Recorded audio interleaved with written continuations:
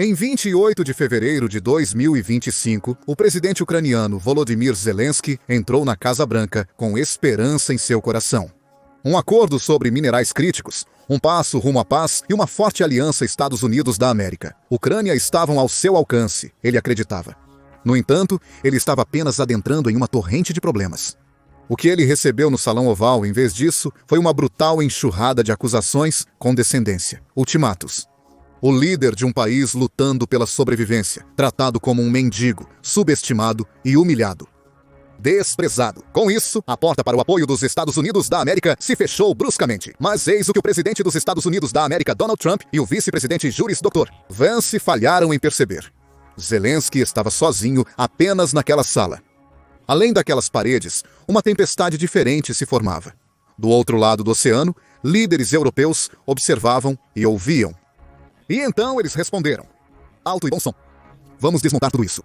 Até o final de 2024, os países europeus destinaram mais recursos financeiros para a Ucrânia do que os Estados Unidos. 138,7 bilhões versus o US dólar americano, 119,7 bilhões. A cifra vinda dos Estados Unidos da América ainda é extremamente impressionante, considerando que é de um único país, enquanto os bilhões europeus vieram de pelo menos 30 países combinados. Mas isso não importa. O fato é que o apoio europeu à Ucrânia não é novidade. Desde o início, dinheiro, ajuda e armas têm fluído. Então, por que estamos fazendo tanto alarde sobre isso agora? Desta vez, a situação parece diferente, pois a Europa não está apenas auxiliando a Ucrânia a sobreviver.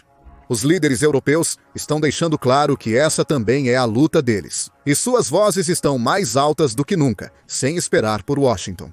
Não mais buscar permissão do outro lado do Atlântico. Aparentemente, eles enfim notaram algo transformador. A Europa está por conta própria, e é tudo o que resta para a Ucrânia. Alguns já previam isso muito antes de Trump voltar a pisar na Casa Branca. Sussurros, previsões, advertências. Todos disseram que a Europa teria que se posicionar, que o apoio americano não duraria para sempre. Mas após aquela desastrosa reunião no Salão Oval, até as pessoas mais esperançosas não puderam mais negar. Por isso, precisamos analisar detalhadamente o ocorrido naquela reunião. Para entender a resposta resoluta da Europa, devemos primeiro compreender a realidade enfrentada por Zelensky naquela sala. O encontro diplomático não fracassou. Foi um alerta não só para a Ucrânia, mas para toda a Europa. Em 28 de fevereiro, o palco estava pronto para um dia e um acordo monumentais. Esse acordo deveria abrir caminho para a imensa riqueza mineral da Ucrânia, estimada em até o US dólar americano, 14,8 trilhões, sendo um marco na frágil relação do país com os Estados Unidos da América. Foi um acordo negociado na esperança de que os Estados Unidos da América se tornassem um parceiro de longo prazo, ajudando a estabilizar a economia da Ucrânia ao explorar alguns desses recursos inexplorados. Mas os Estados Unidos da América não foram nem mesmo um parceiro de curto prazo para a Ucrânia. 35 minutos foram suficientes para deixar isso muito claro. A coletiva de imprensa começou cordialmente.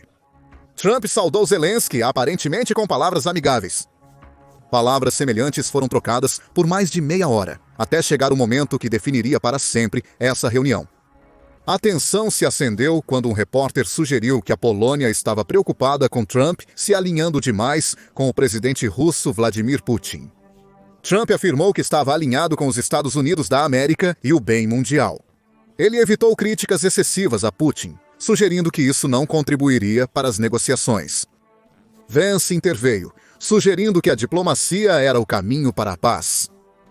Em diplomacia com um homem que anexou ilegalmente a Crimeia em 2014 e invadiu impiedosamente a Ucrânia em 2022 com 190 mil soldados, matando milhares de soldados e civis ucranianos desde então. Este comentário pareceu provocar Zelensky, que já havia tentado a via diplomática com Putin em 2019, levando-o a perguntar: que tipo de diplomacia você está falando, JD? Essa pergunta encerrou uma discussão relativamente amigável e deu início a 10 minutos de tensão crescente, destruindo qualquer ilusão de civilidade. Vance acusou Zelensky de desrespeitar os Estados Unidos da América e forçar recrutas ucranianos para a frente de batalha.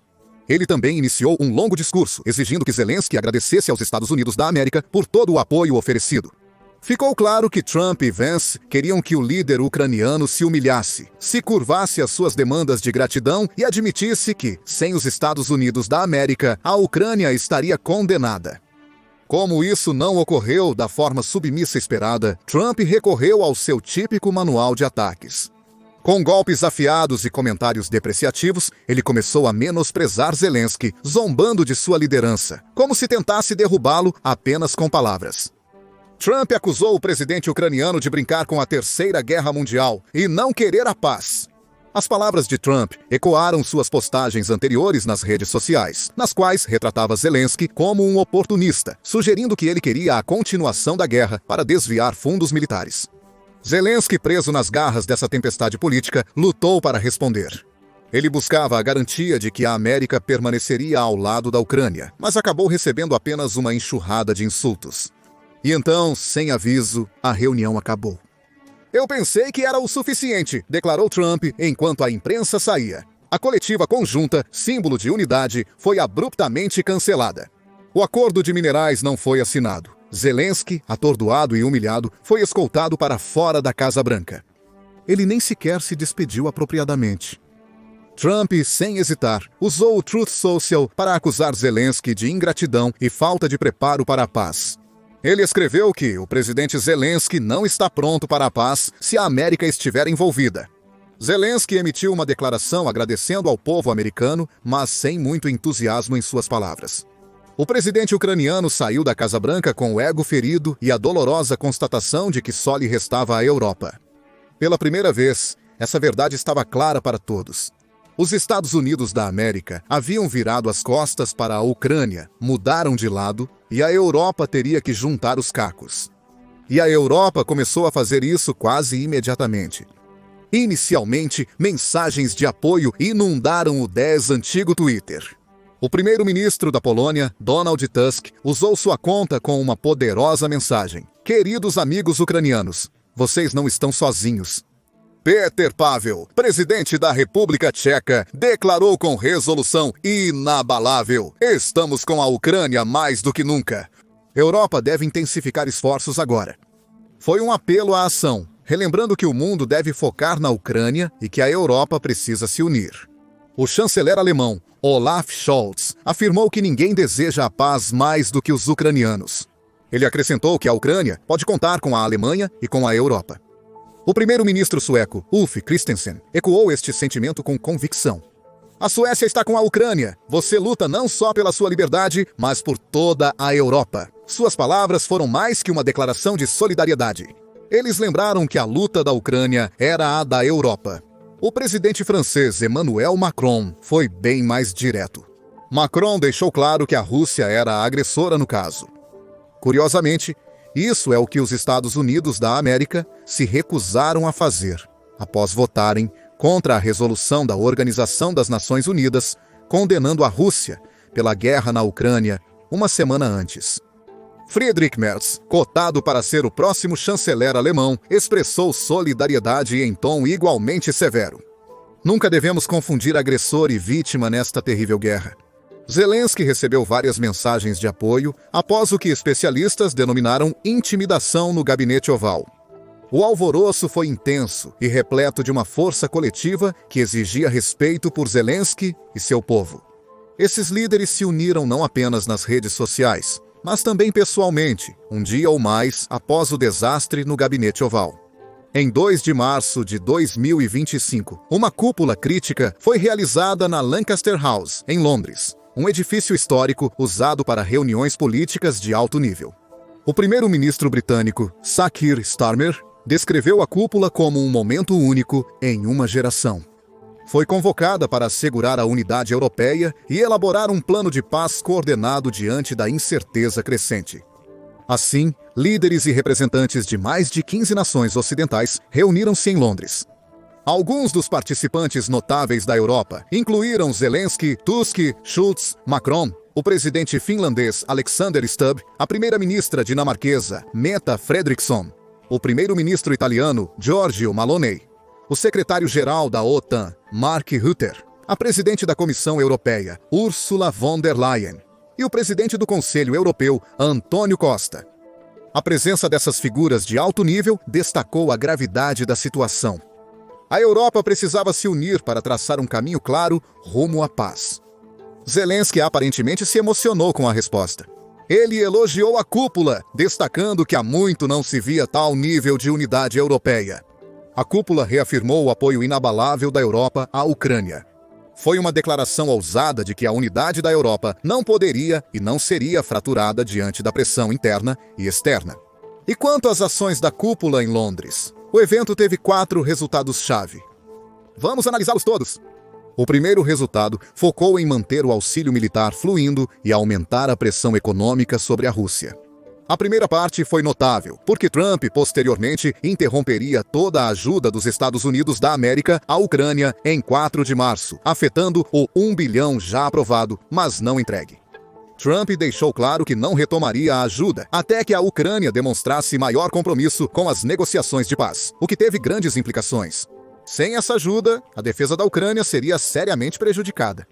Os Estados Unidos da América, principal doador da Ucrânia, alocaram mais de 66,5 bilhões apenas em ajuda militar.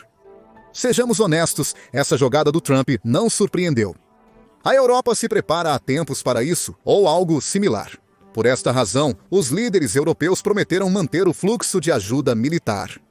Eles sabiam que interromper o apoio encorajaria a Rússia e prepararia o cenário para uma escalada brutal.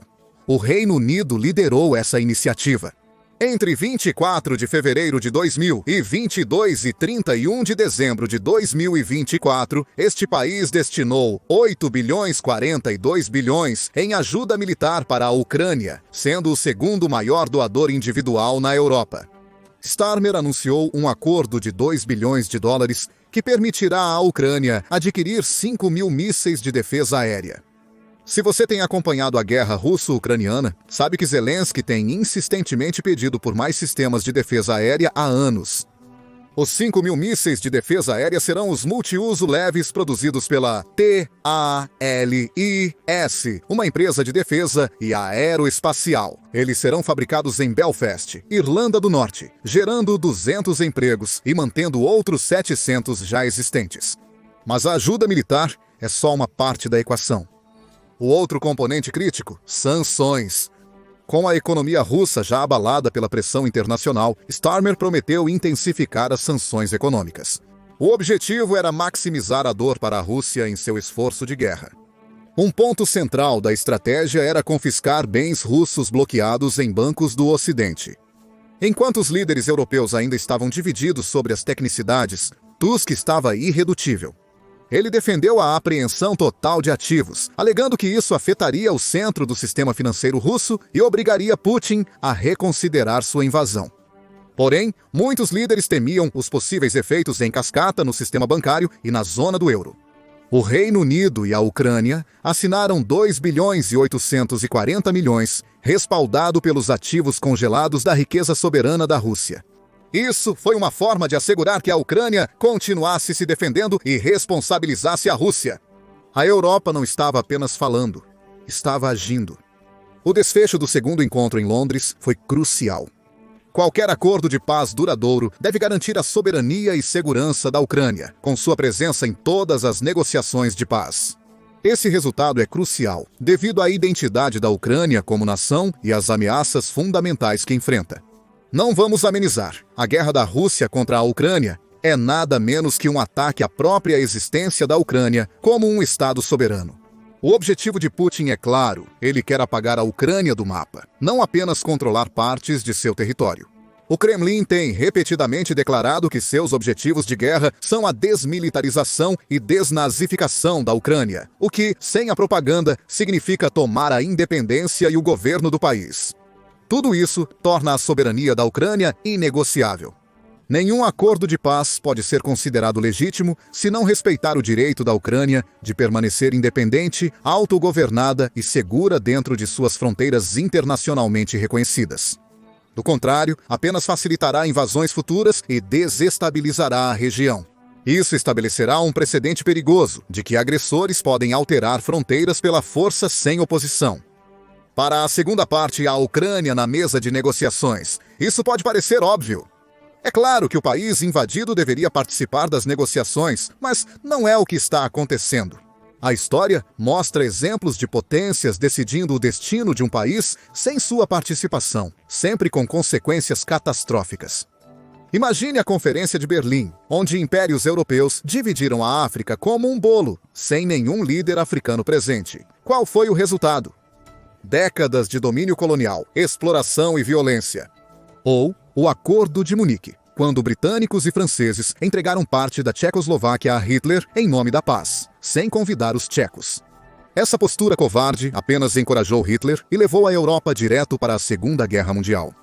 Em Yalta, Estados Unidos da América, Reino Unido e União Soviética determinaram o futuro da Europa Oriental sem a participação dos próprios países da região.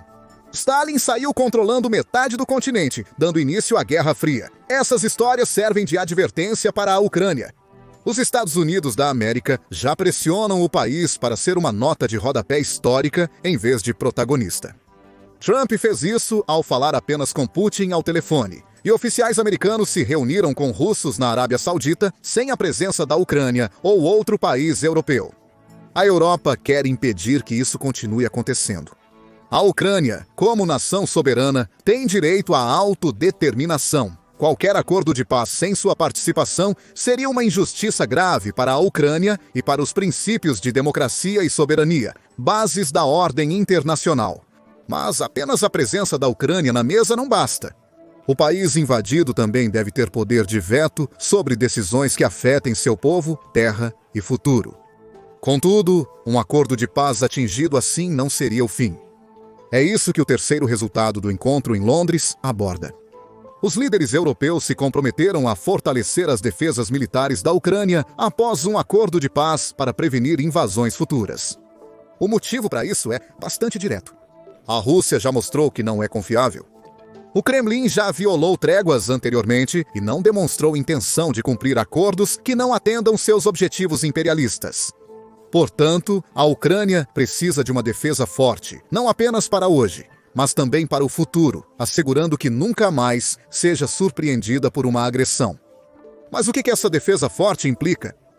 Armas, claro, e a Europa já está trabalhando nelas. No entanto, também requer tropas.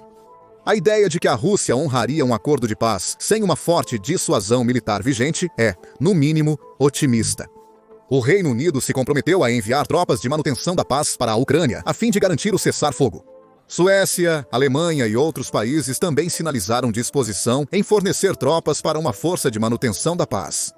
A França também, mas isso não surpreende, já que Macron sugeriu enviar tropas para a Ucrânia no auge da guerra. Independente de quais países se juntarem a esta força de paz, uma coisa é certa: a Ucrânia só pode ser protegida a longo prazo com tropas em solo e aviões no ar, como Starmer afirmou. Essa ideia se liga ao quarto e último resultado do encontro em Londres, uma coalizão dos dispostos. Ficou evidente que a adesão da Ucrânia à OTAN não está em pauta, então o Reino Unido buscou criar a melhor alternativa possível. Essa coalizão teria um objetivo: garantir que qualquer acordo de paz alcançado para a Ucrânia não fosse apenas no papel. Não, esse acordo seria aplicado e protegido muito após o término das negociações. Essencialmente, está adotando a segurança coletiva da OTAN, mas sem o artigo 5. Ninguém é obrigado a apoiar a Ucrânia. Conforme Starmer mencionou, nem todas as nações podem contribuir para este esforço de defesa. Por isso, a palavra-chave é disposição. Isso também importa, porque Starmer não quer fazer promessas que não podem ser cumpridas. É fácil fazer grandes declarações e compromissos ousados, mas a realidade é muito mais complicada. Nem todo país pode ou quer prometer tropas, armas ou financiamento a longo prazo, e Starmer sabe disso. Mantendo-o voluntário, ele foca apenas em compromissos práticos. Está mostrando determinação sem se comprometer demais. Está demonstrando unidade apoiada por poder real, paz apoiada por força tangível.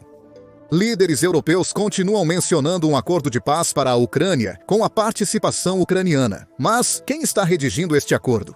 Para os europeus, são o Reino Unido e a França. Esses dois países não apenas falam mais sobre paz, mas desejam moldá-la ativamente. Starmer deixou isso claro. Londres, Paris e Kiev criarão um plano que será apresentado à equipe de Trump. Não é a Europa impondo condições. Não é Washington decidindo o destino da Ucrânia a portas fechadas. A Ucrânia está no centro disso. Macron estabeleceu os princípios básicos. Primeiro passo, uma trégua de 1 mês. Sem ataques aéreos, navais ou sabotagem da infraestrutura energética, uma pausa temporária, porém crítica. Segundo passo, tropas em terra. Por quê? Para evitar que Putin use a pausa para atacar novamente. Por enquanto, Finlândia e Noruega estão apoiando o plano. Embora com uma distinção-chave, eles não estão comprometendo tropas de manutenção da paz. Essa é a parte voluntária para você. Mas faz sentido. Os vizinhos da Rússia sabem que qualquer sinal de envolvimento militar pode escalar as coisas rapidamente. Mas esse é o problema. Nenhum acordo se sustentará sem os Estados Unidos da América. Starmer insiste nesse ponto. Apenas um forte apoio internacional unificado pode oferecer à Ucrânia um caminho para a paz duradoura.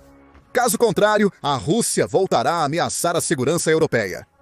A segurança europeia se tornou outro ponto crucial de discussão, pois a ameaça à Europa nunca foi tão clara. Como Zelensky alerta, as ambições de Putin vão além da Ucrânia, mirando a Polônia e os estados bálticos. Se permitido, ele desafiará repetidamente as regras da ordem global. Se a Europa não agir agora, as consequências podem ser catastróficas, e ela sabe disso muito bem. Atualmente, o continente está investindo muito em sua defesa, mas ainda é insuficiente. Em 2024, os gastos com defesa dos membros da UE atingiram cerca de 352.025 bilhões aproximadamente, 1,9% do produto interno bruto da UE. Estima-se que até 2027, esse valor cresça em mais US$ americano 107 bilhões em termos reais. Porém, eis o problema.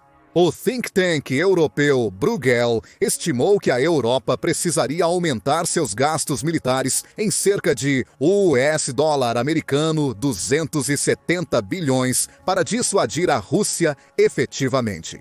Isso é um aumento anual, elevando os gastos com defesa da UE para cerca de 3,5% do produto interno bruto. A Polônia já lidera o caminho, gastando 4,7% do produto interno bruto em defesa, mais que o dobro do exigido pela OTAN. Mas a maioria das nações europeias ainda está muito atrás. O continente precisa de mais, e precisa agora. A Comissão Europeia recebeu o memorando, e seu presidente anunciou que a UE se prepara para um esforço de defesa de US$ americano 841 bilhões, com empréstimo conjunto de US$ americano 160 bilhões, para reforçar suas capacidades de defesa. Elevar os gastos com defesa na Europa também pode ser a chave para manter os Estados Unidos da América engajados na OTAN e na questão ucraniana. Tusk afirma corretamente que a melhor forma de convencer Washington a investir na OTAN e na amizade é fortalecendo nosso próprio poder. Se a Europa mostrar que pode assumir mais o ônus, os Estados Unidos da América podem estar mais dispostos a permanecer engajados, e a Ucrânia pode ter uma chance real de uma paz duradoura. Mas o que você acha? O aumento dos gastos com defesa pode garantir uma Europa resiliente, ou os Estados Unidos da América são necessários de qualquer maneira? E os líderes europeus podem realmente se manter unidos e cumprir suas promessas? Ou as divisões políticas e hesitações atrapalharão? Compartilhe sua opinião nos comentários abaixo.